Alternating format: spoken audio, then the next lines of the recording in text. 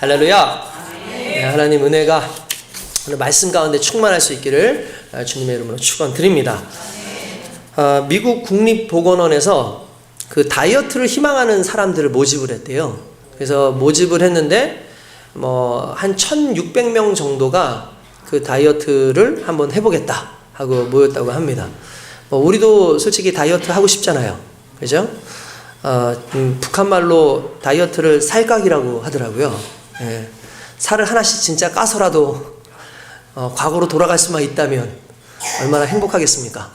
예, 숨겨진 그 옷 속에 드러내놓는 순간 이 중력에 의해서 다 쳐져버리는 우리의 살덩어리가 어떻게 보면은 참 아쉽죠. 안타깝고. 그래서 아마 다이어트를 하려는 사람들이 많았던 것 같은데 그 사람들을 불러서 이제 제안을 하는 겁니다. 뭐라고 하냐면은 먹는 음식을 노트에 적어라. 이게 그냥 미션이었어요. 그냥 먹는 음식을 적어라 라고 얘기를 했습니다. 그러니까 운동해라, 술을 먹지 말아라, 패스트푸드를 줄여라, 이런 내용이 아니라 다른 일반적인 그런 게 아니라 그냥 뭘 먹는지 내가 먹는 음식을 한번 적어봐라 라는 거였어요. 그런데 이제 1600명의 지원자 중에서 이렇게 그 글을 쓰다 보니까 한 무려 절반 정도가 그냥 떨어져 나갔어요.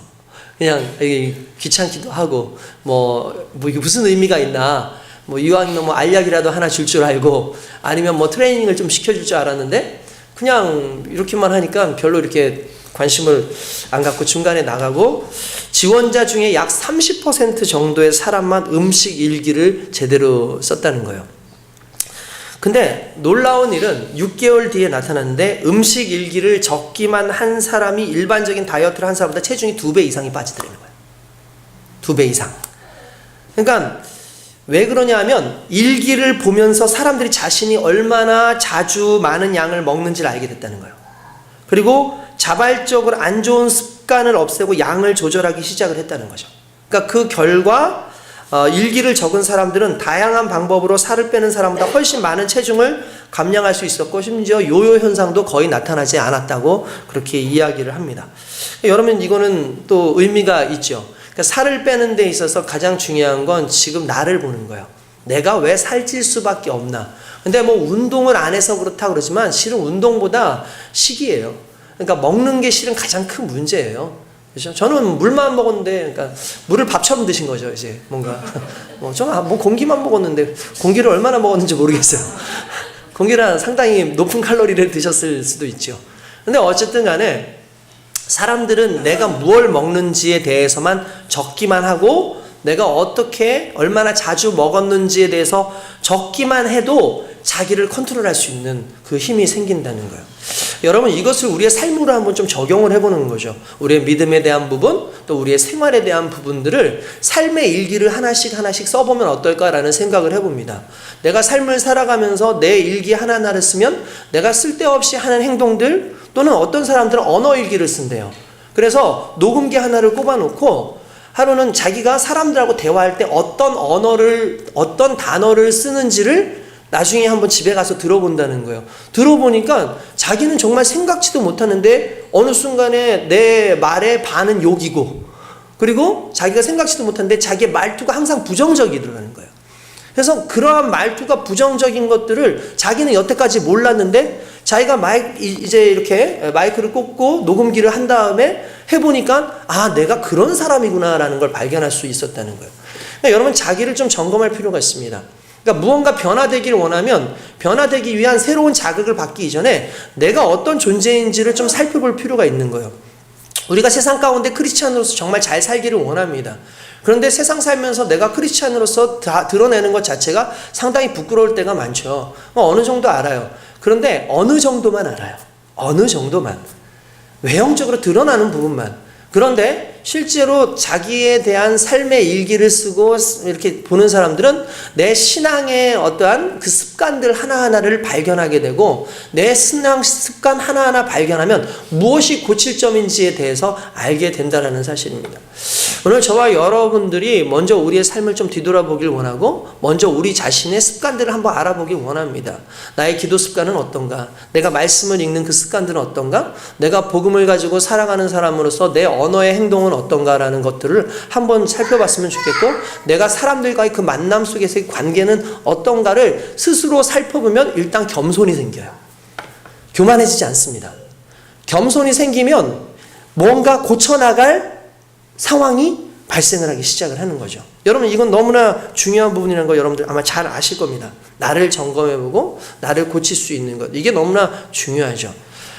전에도 한번 말씀드렸던 것 같은데 피아노를 가르친다든지 바이올린을 가르친다든지 할 때 초급자를 가르치는 것보다 더 힘든 게 중급자 이상을 가르치는 게 상당히 힘들대요.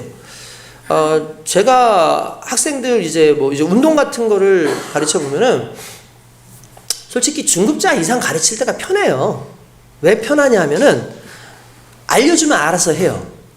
근데 초급자는 일일이 하나씩 해줘야 되잖아요. 그러니까 가르쳐 줘야 되잖아요. 그러니까 좀 이렇게 가르치는 것도 상당히 시간이 오랜 기간이 걸려요. 그런데 이렇게 음악이라든지 이런 것들을 하는 사람들은 초급자들은 오히려 쉬워요. 그냥 있는 대로 가르쳐 주면 되는 거예요. 근데 중급자들이 왜 안 좋으냐면 잘못된 습관이 있어요. 습관이 안 고쳐져요. 그러니까 무언가를 막 가르쳐 주려고 그래도 이 습관 때문에 이거 좀 고쳤으면 좋겠는데 근데 이 사람 고친다고 고쳤는데 어느 순간 다시 그 모습이 드러나는 거죠. 그 이유가 뭐겠습니까? 너무 자연스럽게 자신에게 안 좋은 습관들이 그냥 이렇게 나와 있는 거죠. 그래서 그러한 습관들을 좀 고친다는 것 자체가 참 쉽지가 않아요. 그래서 자꾸 얘기하는 게 뭐냐면 너의 태도에 대해서 계속해서 보라면서 자기 걸 영상을 찍어서 보여주는 거예요. 자기 거를 보여주면서. 그래서 화를 잡는 법 또는 이제 피아를 칠 때 치는 각도라든지 아니면 자기가 어떻게 박자를 타는다든지 이런 것들을 계속 반복해서 보여주는 거예요. 반복해서. 그럼 자기가 그것을 인정하고 겸손하게 할 때 교수의 말을 들어요. 가르치는 사람의 말을 듣는 거예요. 그러니까 내가 인정이 안 되면 절대로 가르치는 사람의 말을 들을 수가 없는 상황이 되는 거죠. 여러분 여러분들도 삶 속에서 누군가에게 계속 끊임없이 무언가를 얘기하기 전에 내가 이것을 말할 수 있는 사람인가? 내가 이것을 확실하게 가지고 있는 사람인가? 내가 복음 안에서 이것을 말할 수 있을 만큼 복음에 완벽하게 무장이 되어 있는 것을 늘 좀 살펴보는 그런 믿음의 일기들을 좀 썼으면 좋겠습니다.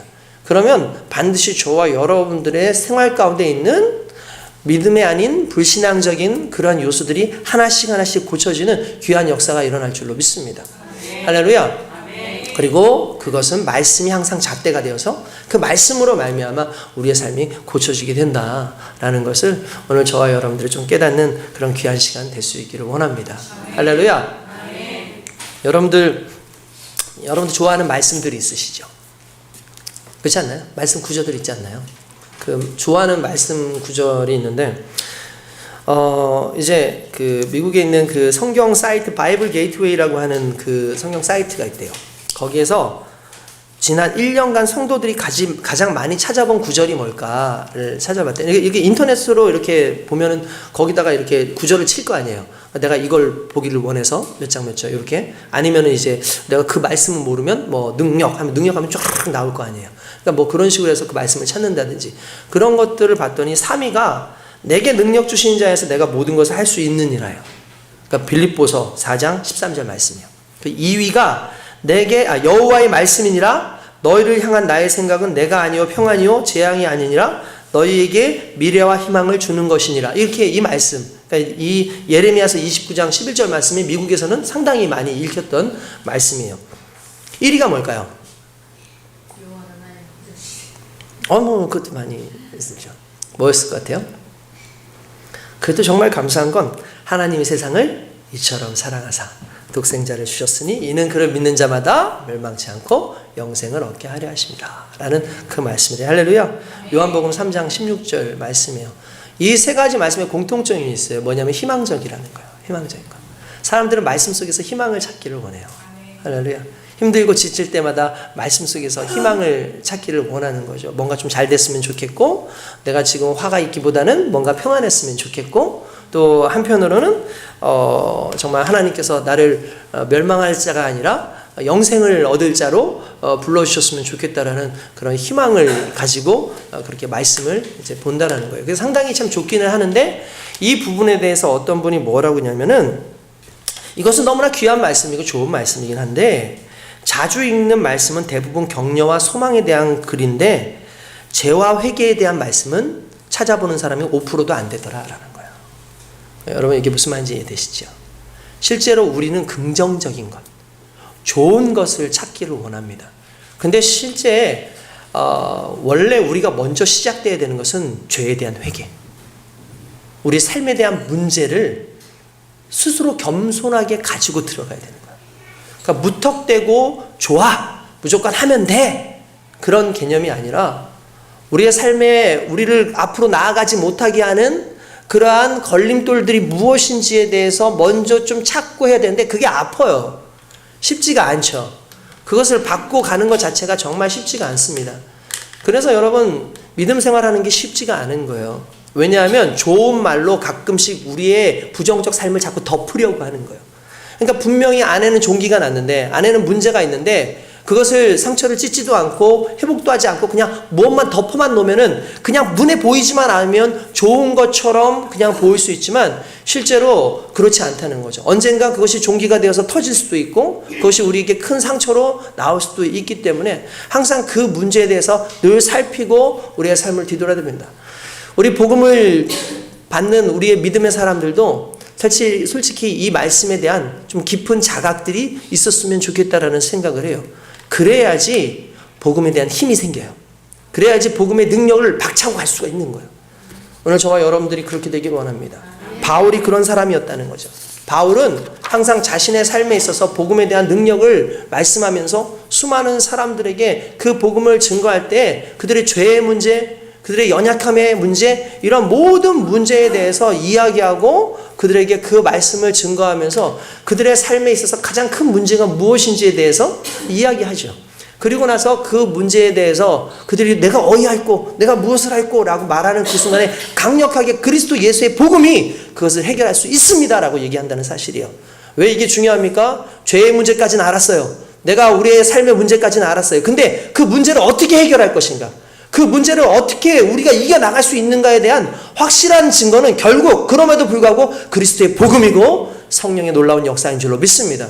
오늘 저와 여러분들이 성령의 놀라운 역사로 말미암아 달려가는 사람들이기 때문에 우리의 믿음의 향방, 우리의 달려가야 되는 그 방향은 복음이 모든 것을 조정하고 복음이 모든 것을 가능하게 하고 복음으로 말미암아 오늘 우리의 고백들이 나타나야 될 줄로 믿습니다.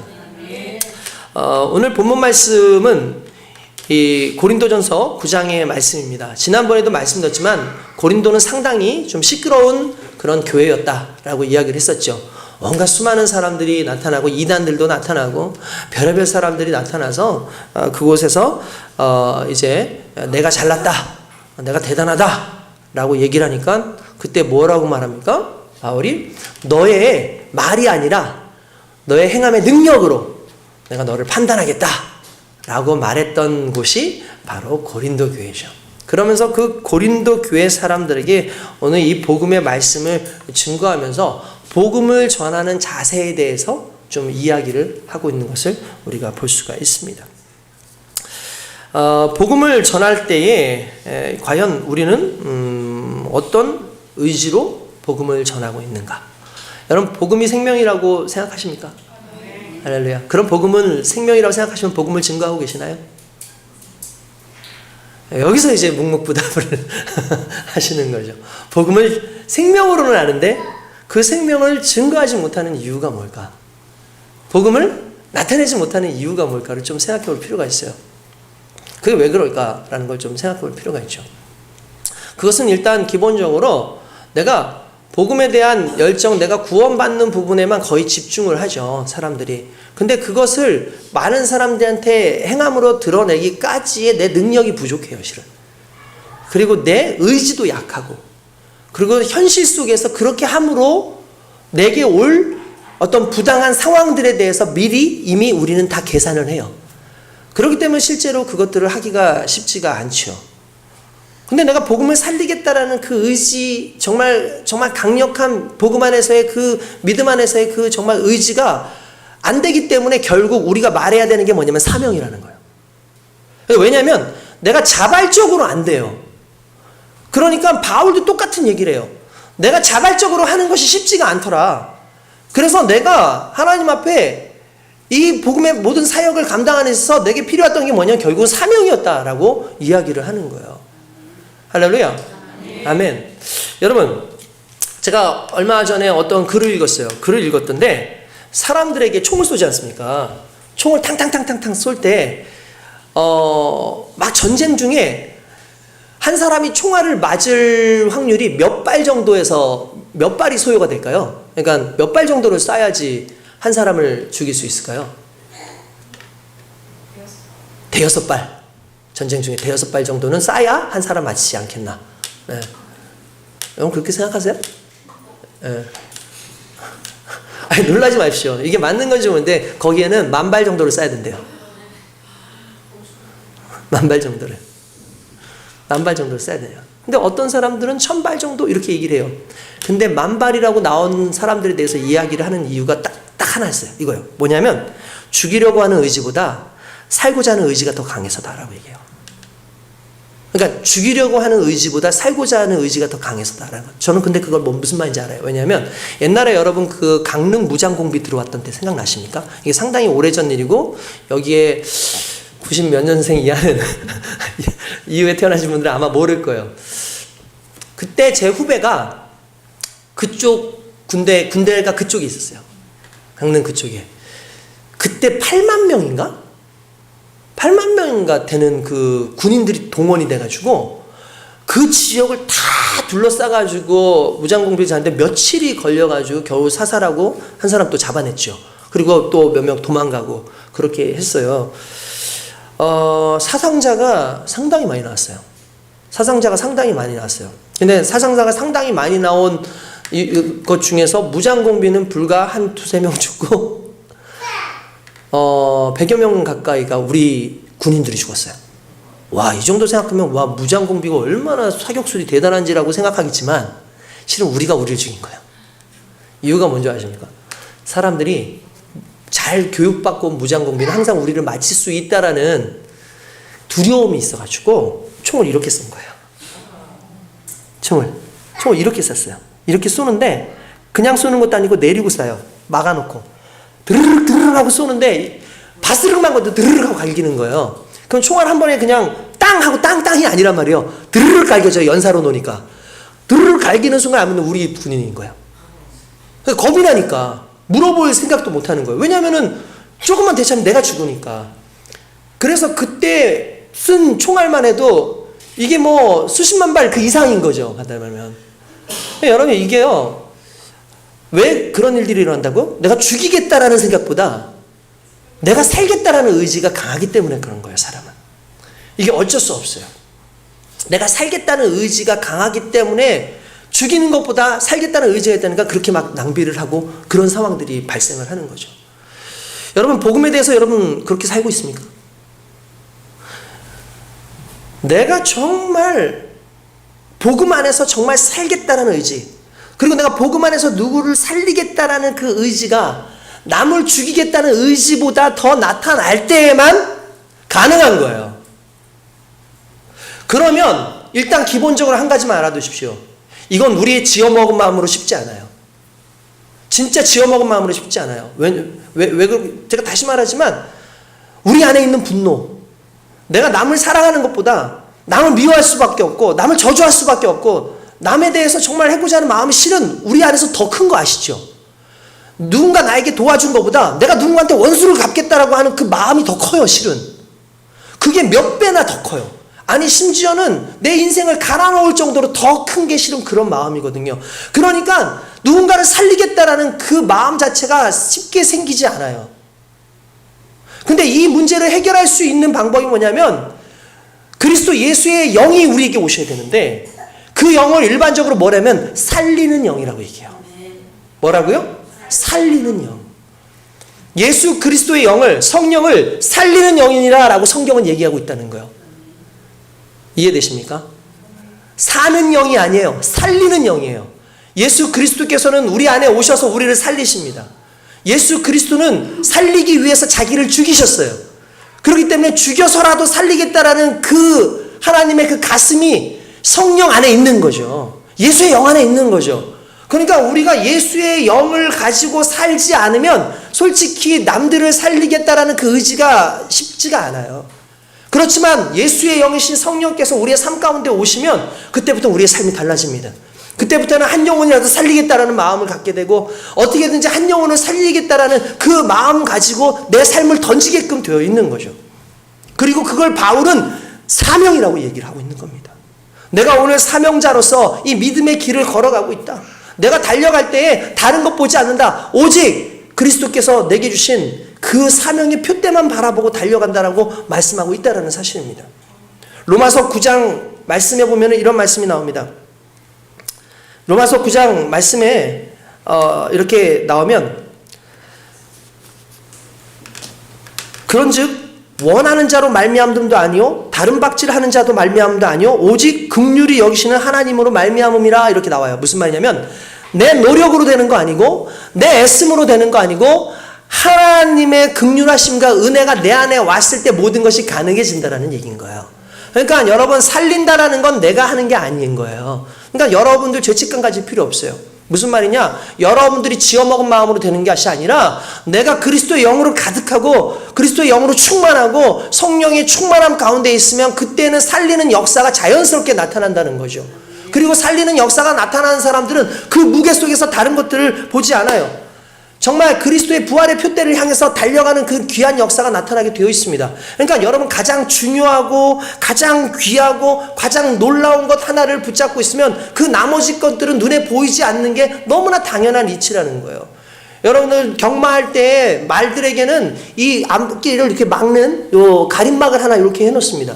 그 이유는 뭐냐면 말은요 눈이 넓어가지고 전에 한번 말씀드렸죠. 이 뒤에 거의 옆면에 있는 180도를 다 본다는 거예요. 그러니까 얘네들이 달리다 보면 계속해서 옆에 말들이 신경을 쓰이겠죠.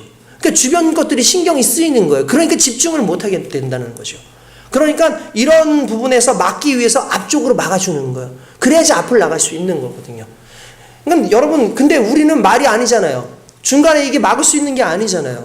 그럼 어떻게 그것이 가능할 수 있겠습니까? 어떻게 딴 눈 팔지 않고 가능하겠습니까? 그건 결국 성령의 살리는 놀라운 역사에 그 성령의 영이 오늘 우리 가운데 복음의 영으로서 다가올 때만 가능하다는 사실을 여러분들 깨닫게 주님의 이름으로 축원드립니다. 제가 그 영상이 아니라 조금 그림 하나 제가 보여드릴게요. 그림을 보는데 이걸 뭐 여러 가지로 해석될 수 있겠지만 첫 번째 그림을 보시면 좀 크게 할 수 있죠. 자, 여러분 이거 보세요. 보이시죠? 삐뚤빼뚤하잖아요, 그죠? 삐뚤빼뚤하잖아요. 근데 저 가로줄이 실은 다 정확한 줄이에요. 가로줄이 다 정확한 거예요. 이상하다? 삐뚤빼뚤하고 한쪽은 이렇게 아래로 내려가 있고 한쪽은 위로 올라가 있는데 이거 착시 현상이라고 하거든요. 이거 다음 거 한번 보도록 할까요? 다음 거를 보시면은 자 여러분 재밌는 그 한번 실험을 한번 해볼게요. 자 조금만 더 켜주세요. 자 여러분 보이시죠? 보이시죠? 누군가 이제 걸어가면서 이렇게 하는 거잖아요. 자, 그럼 이제부터 어떻게 하냐면 여러분들 손가락으로 화면에 있는 가운데 부분을 막아보세요. 이렇게 가운데 부분만 이렇게. 어때요? 빨라지지 않았어요? 속도를 보는 거예요. 속도를 가운데 부분만 이렇게 막아보세요. 한번. 네. 가운데 부분만 이렇게 한번 막아보세요. 손으로. 그리고 옆 부분을 보세요. 한번. 빠르죠? 그러면 반대로 양손으로 옆에 부분을 막고 가운데만 보세요. 어떻습니까? 어때요? 엄청 느리죠? 그런데 내가 이게 착시 효과거든요? 자, 내려드세요, 이제. 자, 착시 효과의 가장 주된 상황은 내 옆에 있는 비교되는 부분이에요. 그러니까 비교되는 부분의 때문에 내가 착시적인 어떤 현상을 느끼게 되는 거죠. 이해되십니까? 그러니까 우리 삶 가운데 복음을 증거하는 데 있어서 비교되어질 수 있는 것들을 가리느냐 가리지 않느냐에 따라서 이 복음이 달리 보여요. 여러분 이해가 되시죠? 내가 지금 바라보고 있는 것 자체가 문제가 아니에요. 거기서 내가 무엇을 막느냐, 무엇을 어떻게 하느냐에 따라서 그 상황이 달라지는 거예요. 그러니까 여러분들 복음에 왜 잘 증거가 안 되겠습니까? 왜 복음에 목숨을 걸기가 쉽지 않습니까? 주변에 너무나 많은 것들이 여러분들한테 나와요. 최근에 여러분들 다니엘 기도회, 청년 다니엘 기도회 올려드렸는데 보셨나 모르겠습니다. 거기에 이제 첫날이었던 것 같아요. 첫날에 있던 그 분이 나와서 막 간증을 하면서 하는 얘기가 저는 좀 인정되는 부분이 있었어요. 그러니까 오늘날 여러분 사람들이 상당히 우울합니다. 여러분들 우울해요. 그 우울한 이유가 뭘까요? 전에 한번 말씀드렸던 건데 부탄 같은 데 있잖아요. 부탄이라는 나라가 세계에서 행복 지수가 제일 높은 나라였어요. 행복 지수가 제일 높은 나라였어요. 그 왜 행복 지수가 제일 높은 나라였냐면은 거긴 진짜 가난해요. 최빈민국이거든요. 그런데 모두가 가난해요. 그러니까 죄도 없구나. 그러니까 상대적으로 뭐 그것 때문에 시험 들 일이 없는 거예요. 근데 최근에 자살률도 올라가고 있고 최근에 사람들이 자기네들이 불행하다고 느끼게 되는 거예요. 그래서 그 이유가 뭐냐면 스마트폰이에요. 스마트폰을 보면서 일단 여태까지 몰랐던 세계를 본 거예요. 다른 나라들을 보기 시작한 거죠. 그러니까 자기네들끼리 못 사는 사람들끼리만 살았을 때는 그게 그렇게 불편한 것도 못 느끼고 당연한 거라고 생각을 했었는데 상대적으로 뭔가 자꾸 이렇게 너무 대단한 그런 세계들을 보다 보니까 내가 초라하게 느껴지는 거예요. 그러니까 자살률도 올라가시고 우울증 환자들도 상당히 많이 나오기 시작한 거예요. 오늘날 10대들이나 20대들이 우울하대요. 그러니까 우울한 이유가 무엇인가에 대해서 살펴봤더니 인스타그램. 그게 엄청난 한몫을 한대요. 페이스북이 엄청나게 한몫을 한대요. 그게 뭡니까? 어떤 내용이요? 내가 내 글을 올리는 거잖아요. 근데 대부분 사진을 올리잖아요. 근데 그분도 똑같은 얘기를 하더라고요. 내가 아침에 좀 낮잠을 좀 자거나 아침 좀 늦게 일어나고 딱 봤더니 그냥 아침에 일어나서 무엇 할까 그냥 고민하고 있는데 다른 친구들의 페이스북이나 인스타그램을 보니까 그들은 너무나 행복한 거예요, 지금. 그들은 행복한 곳에 가 있는 거예요. 그리고 저녁에 홀로 이제 외롭게 있는데 다 쌍쌍이 껴가지고 물 마시면서 행복하게 야 하면서 그런 모습들이 등장을 하는 거예요. 그러니까 나만 바보 같고 나만 천치 같고 그런 마음이 생기니까 우울하고 하는데 이 우울함이 계속해서 많이 나요. 여러분들 인스타그램에 누가 안 좋은 거 올려요? 다 좋은 거 올리죠. 근데 다 편집된 거 아시죠? 편집해서 올려요. 제대로 된 거 안 올립니다. 실은 다 편집해가지고 올리고 좋은 거 올려요. 저도 뭐 올리면은 좋은 거 올리지 나쁜 거 올리잖아요. 심지어 내 설교에서도 좀 안 좋다 싶으면은 이거 좀 잘라서 낼까? 이 고민을 해요, 저도. 그런데 중요한 건 내게 좋은 것이 남에게는 불행이 될 수도 있어요. 남에게는 우울해질 수도 있는 상황이 되는 거예요. 그러니까 여러분 한 가지 알아야 돼요. 세상 사람들이 올리는 게 다 100% 그럴 거라고 생각하지 마세요. 그렇지 않아요. 세상에 좋은 것들이 어마어마하게 많이 있어요. 근데 크리스찬으로서 믿음 안에서 살아가는 나는 너무나 초라해. 크리스찬으로서 나는 살아가는 건 하지 말아야 될 것도 너무나 많고 세상 사람들한테 괜히 공격받는 것 같고 여론들도 막 이렇게 막 올라와가지고 믿는 사람들에서 좀 안 좋은 얘기하면은 가면서 나도 믿는 사람인데 하면서 괜히 좀 주눅 들고 하는 부분이 있지만 여러분 세상은요 끊임없이 편집을 하는데 놀랍게도 그 편집을 하는 그 주체가 사람이 아니라 악한 영들이라는 거죠. 악한 영들은 가장 소중하고 복된 것들을 복되지 않게끔 더 많은 부분에서 자신의 것들을 자꾸 들어서 올려서 사람들로 그거 보게 하고 믿는 사람들로 해서 우울하게 만들고 믿는 사람들로 하여금 자꾸 모든 것을 포기하고 세상으로 다시 가고 싶게끔 만드는 거예요.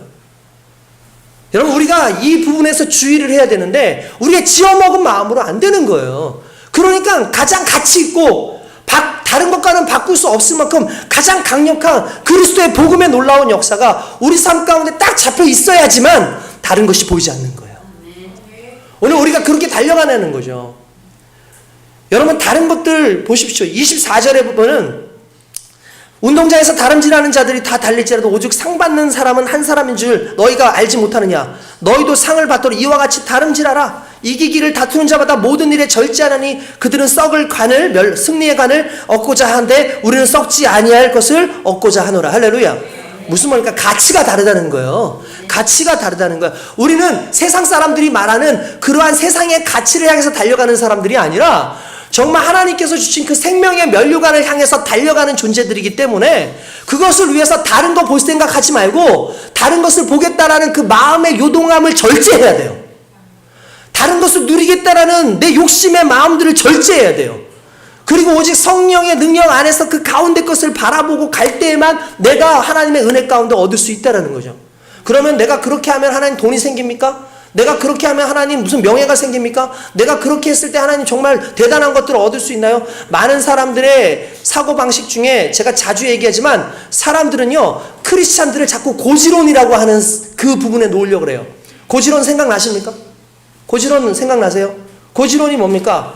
예수 믿는 사람들은 잘 살아야 하고 예수 믿는 사람들은 똑똑해야 되고 예수 믿는 사람들은 많이 가지고 있고 많은 권력을 누리고 있어야 된다. 그래야지 이 사람들이 수많은 사람들한테 영향을 끼칠 수 있고 그 사람들한테 무언가를 말할 수 있다. 그러면 가난하면 복음 증거 못하는 겁니까? 여러분 내가 권력이 없으면 사람들한테 비굴해져야 되는 겁니까? 복음을 얘기도 못하나요? 성도들이 많아야지만 제가 어디 나가서 나 이래봬도 이런 교회 목사 이렇게 얘기할 수 있는 겁니까? 그게 부흥입니까? 그게 복음 안에서 승리한 겁니까? 아니잖아요. 그게 아니라고요. 그렇게 사는 걸 하나님께서 원하시는 것이 아니라 오직 복음 안에서 나의 모든 것을 내려놓고 높이 올라가려는 것이 아니라 오히려 낮은 곳에서 그리스도 안에서 섬김의 모습으로 나아가는 거, 이게 하나님께서 우리에게 요구하고 있는 크리스찬들의 삶의 모습이라는 거죠. 정작 교회는 나오지 않으면서 교회에 대해서 욕을 하고 내가 복음을 증거하지 않으면서도 복음 증거하지 않는 크리스찬들에 대해서 무언가를 얘기하는 것이 옳은 것이 아니라 내 삶으로 낮아지고 내 삶 가운데 그리스도의 복음으로 철저하게 낮아져서 섬김으로 말미암아 사람들을 높여줄 수 있는 그 사람이 진정 복음 안에 있는 자라는 걸 믿으시기 주님의 이름으로 축원드립니다. 그게 복음의 영향력이에요. 복음의 영향력은 높은 곳에서 아래로 내려가는 영향력이 아니라 높이 계신 예수님이 가장 아래로 천한 곳으로 오셔서 우리를 위해서 죽으시면서 살리시는 역사가 일어난 것처럼 예수 믿는 복음으로서 내가 이 아래로 내려와서 그렇게 사라질 때 그때 놀라운 역사가 일어나고 하나님의 은혜의 복음이 살리는 영으로서 우리와 함께 한다는 거죠. 바울은 그렇게 얘기합니다. 바울은 내가 왜 복음을 증거하는 줄 아십니까? 23절 한번 읽어봅시다. 자, 다 찾으셨죠? 23절 우리 오늘 말씀 시작. 내가 복음을 위하여 모든 것을 행함은 복음에 참여하고자 함이라. 할렐루야. 이게 무슨 말일까요? 바울이 복음을 증거하는 이유는 딱 하나래요. 내가 복음에 참여하고자 함이라. 아니 이미 복음을 알고 있는 이 바울이 도대체 이게 무슨 말을 하는 겁니까? 아니 난 이미 바울은 복음에 대해서 알잖아요. 근데 내가 복음에 참여한다는 게 무슨 말이겠습니까? 바울은요 본인이 복음이 되기를 원했어요. 그리고 그걸 내 삶의 상이라고 여겼어요.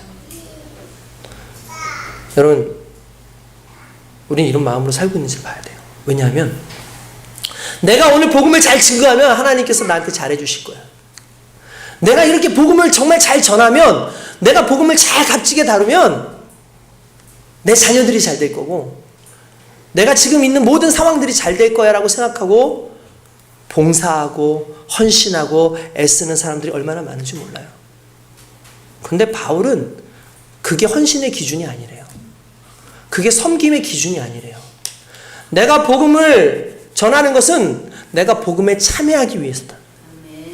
내가 복음을 증거함으로 말미암아 증거할 때 수많은 사람들이 복음으로 말미암아 변화되는 것, 그게 1차적 목적이 아니라 내가 복음을 증거할 때 내가 복음으로 살아있는 걸 알게 되는 거예요.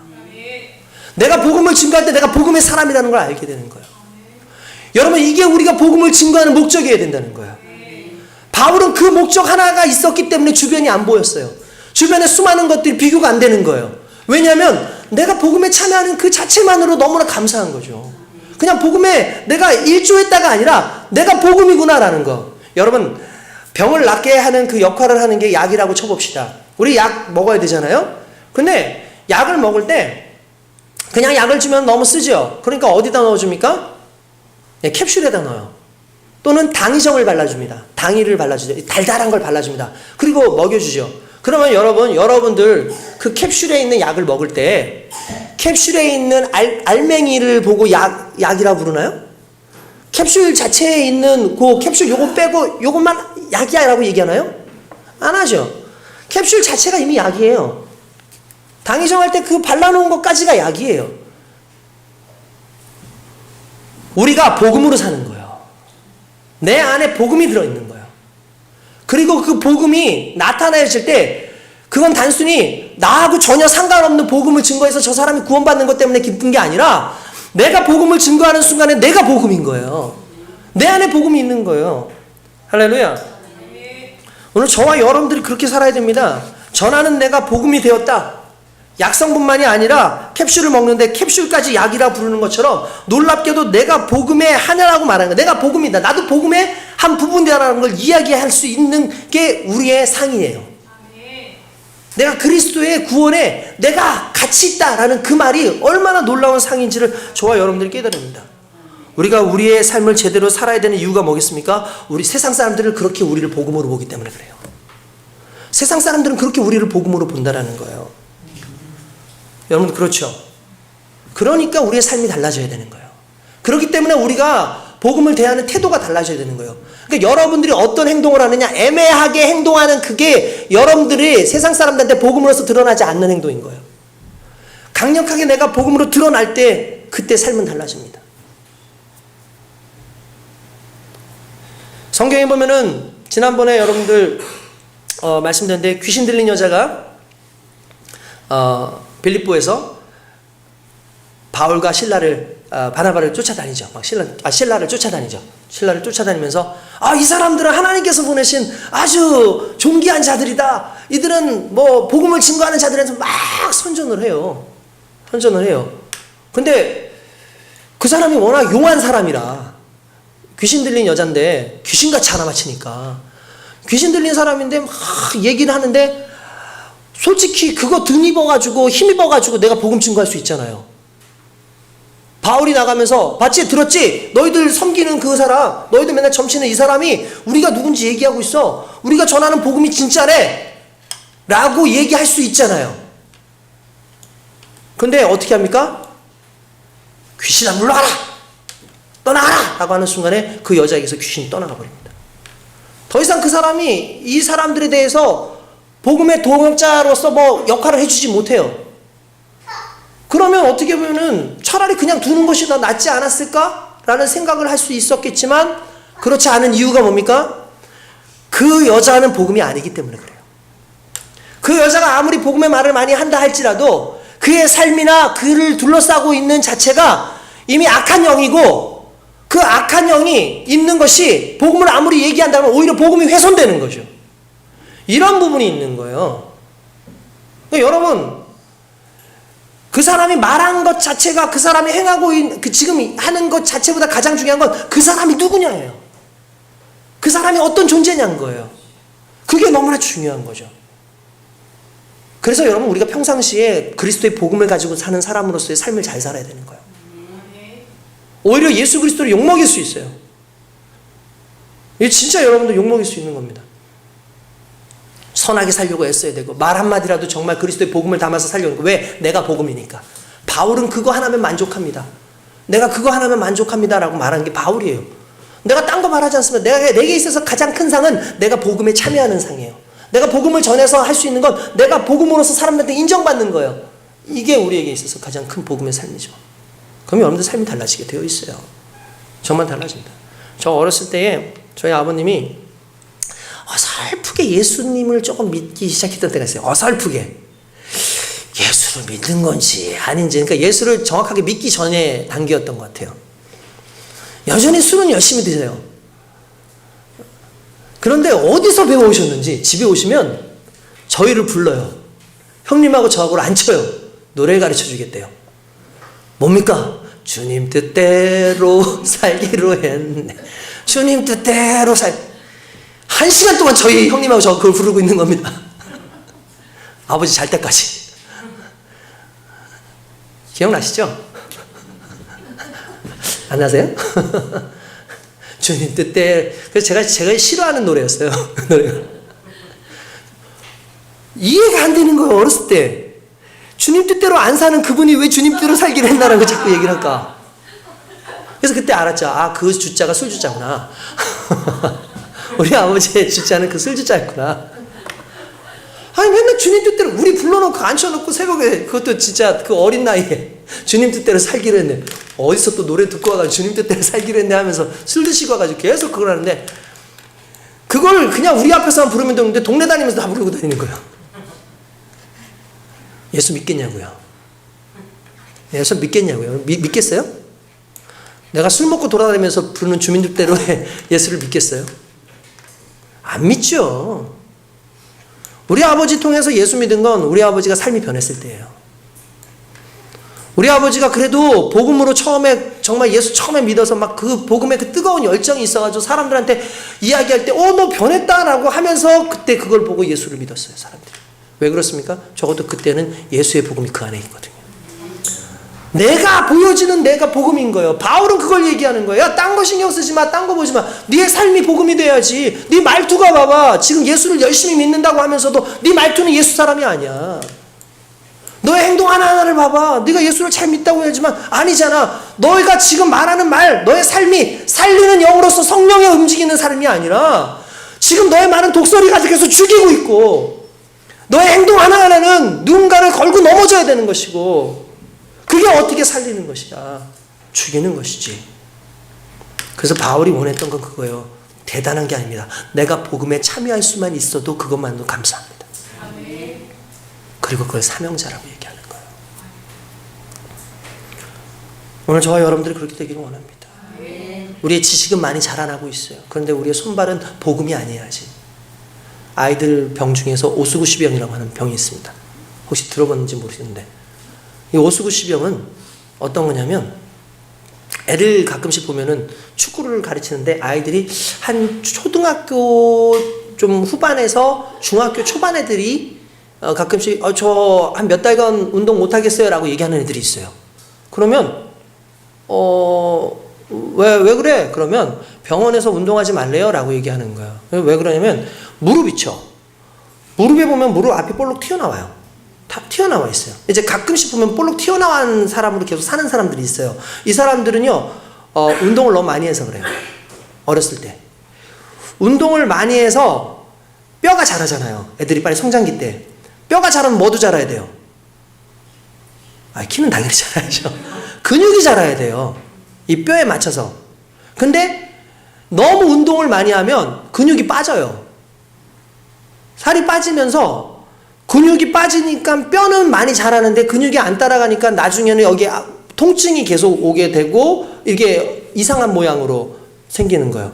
그래서 운동을 그런 애들은 멈춰줘야 돼요. 이게 정상적으로 가야 되는 거죠. 그러니까 여러분, 뼈가 자라면 뼈가 자라는 것만큼 근육이 자라주는 게 맞는 거예요. 우리의 영적인 뼈대가, 말씀의 뼈대가, 복음의 뼈대가 우리 삶 가운데 있으면 그 뼈대만큼 우리의 삶이 따라가 줘야 돼요. 그래야 건강한 인생인 거고 건강한 복음의 사람인 거죠. 그걸 향해서 달려갈 수 있는 향방, 그쪽이 우리의 향방이어야 된다는 거예요. 권투하는 사람들이 이렇게 눈을 감고 막 치면은 정확하게 맞힐 수 있겠습니까? 맞힐 수 없죠. 그렇잖아요? 오직 한 가지를 보는 거죠. 절대로 바뀌지 않는 그 한 가지, 절대로 바뀌지 않는 내 믿음의 그 한 가지, 복음의 그 한 가지, 내가 참여하는 것, 내가 복음이 되는 것, 그게 여러분 복음을 가지고 살아가는 사람들의 사명인 거예요. 바울은 끊임없이 그 이야기를 하는 거죠. 할렐루야. 여러분, 그렇습니다. 하나님 앞에서 복음으로 살아간다는 것이 그런 겁니다. 내가 향방 없이 달려가는 것이 아니라 정확하게 그리스도의 복음을 향해서 저 하나님께서 주신 그 부르심의 표대를 향해서 달려가기 위해서 애쓰고 내 삶 가운데 그것을 향해서 달려가기 위해서 애쓰는 것이 내 삶으로 드러나질 때 세상 사람들이 보는 내가 복음인 거예요. 그렇게 될 때에 그게 상급이래요. 여러분, 이것만큼 상급이 어디 있어요? 저는 맨 처음에 옛날에 이 성경을 읽은 이해가 안 됐어요. 제가 이렇게 얘기하는 게 여러분들이 이해를 하시는지 모르겠는데, 옛날에는 복음을 믿으면, 예수를 믿으면 이렇게 된다가 상급이었는데, 예수를 믿으면 예수처럼 된다가 복음이야. 그러니까 예수를 믿어서 예수의 복음 안에 들어간다가 상급인 거예요. 이해되세요? 그러니까 복음 자체가 상급인 거예요. 그러니까 내가 복음 자체가 살아가는 게 상급인 거야. 다른 게 복음을 해서 딴 걸 얻는 게 상급이 아니라 내가 복음으로 지금 살고 있는 게 내게 상급인 거예요. 왜 그렇습니까? 복음의 구원이 있기 때문입니다. 복음의 하나님의 은혜가 있기 때문입니다. 오늘 저와 여러분들이 그렇게 살기를 원합니다. 자꾸 변명하려고 하지 말고 다른 얘기 하려고 그러지 말고 내가 복음으로 정말 최선을 다해서 살아가는 그 복음의 향방을, 내 향방이 바로 복음에 있다는 그 사실 앞에서 그 안에 철저하게 모든 목적이 거기에 있음을 놓고 달려가는 인생. 오늘 저와 여러분들이 그런 인생이 되기 원하고, 가정의 달 오기 전 4월 달에 마지막 주에 우리 복음이 됩시다. 복음에 참여합시다. 예수 그리스도의 복음으로 살아갑시다 라는 이 말씀으로 오늘 저와 여러분들에게 힘이 되길 주님의 이름으로 축원드립니다. 기도하겠습니다.